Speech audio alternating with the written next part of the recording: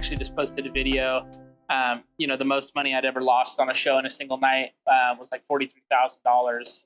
And that was like, it's one of those things where like, even after doing this for as long as I have, it was a humbling experience where I was like, damn, I've been doing this for 25 years and I messed up that bad a big on a boy show. boo-boo. So it's like, it's a big production. But to still take, a $40,000 loss on the chin wasn't. You can't do that too many times. No, yeah. And that one hurt real bad. Like, what's the story behind that?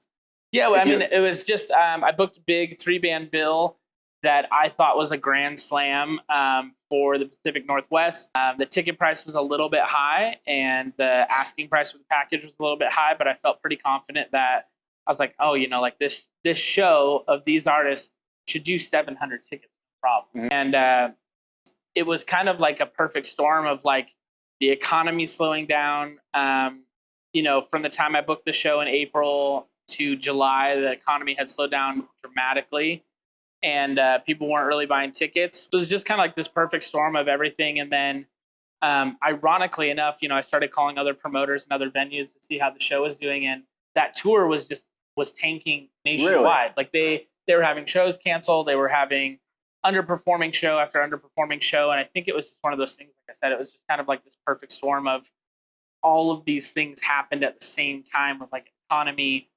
oversaturation, big events happening, people, low on money.